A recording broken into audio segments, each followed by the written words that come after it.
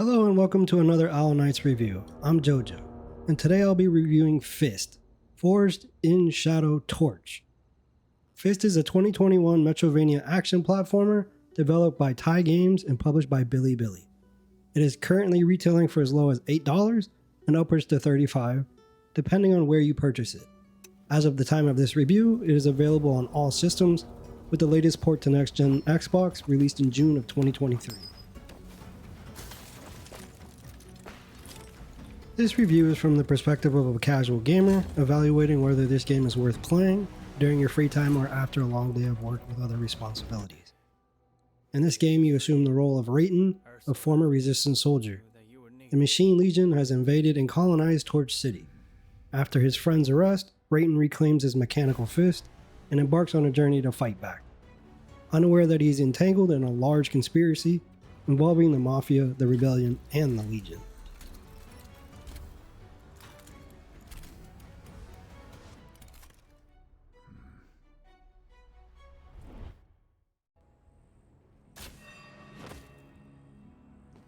The game's tutorial is quite straightforward, adopting a hit-the-ground-running approach, which I appreciate since some games can be overly lengthy with their tutorials.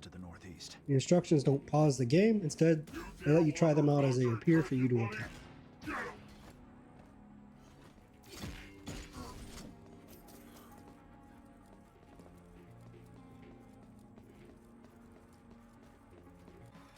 In this action Metrovania, there's a surprisingly significant depth to character development and skill enhancement. Players experience a natural progression in their leveling up, and they can also use currency obtained from defeating enemies to acquire new moves. Additionally, there are new gadgets to collect and utilize. That being said, one drawback I personally dealt with was the controls. Revisiting the tutorial and the ease of learning, however, it did not enhance the functionality of the layout. I'm not sure if it was the actual layout or the way the combinations were placed together, but I found myself frustrated with the combat. Visually, I found the art style and overall grid of the game appealing, definitely enhancing the overall experience and making it easy to lose track of time while exploring. The game, I can say that being a roguelite, there are moments, especially in boss battles, where it becomes very frustrating. I was completely halted by a single boss for quite some time, to the point where I had to take a break from playing. F.I.S.T playthrough time is approximately 12 hours in total, with those who enjoy exploring and completing side quests taking closer to 20 hours in total. The number of dog patrols I can't say I completed this game, or that I necessarily wanted to spend more time on it than required. However, this is just my personal opinion for this specific game. I've played other roguelike games and persisted to the end because the story was compelling enough to motivate me beyond my level of frustration. Putting personal feelings aside, the game offers a challenging and thrilling experience for those who enjoy this particular style and seek a greater challenge.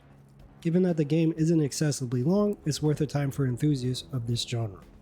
However, for those seeking a more relaxing experience to wind down, I wouldn't recommend it.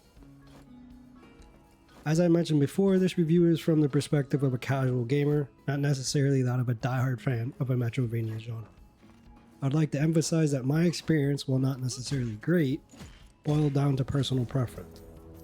If someone is not a fan of key lime pie, their dislike for the specific pie doesn't make it bad. It simply means it's not to their taste. I'm Jojo and thank you for checking out our review. Please make sure to check out our podcast, Gaming at the Round Table, on Spotify and YouTube. You can also find our other reviews on YouTube. Thank you again.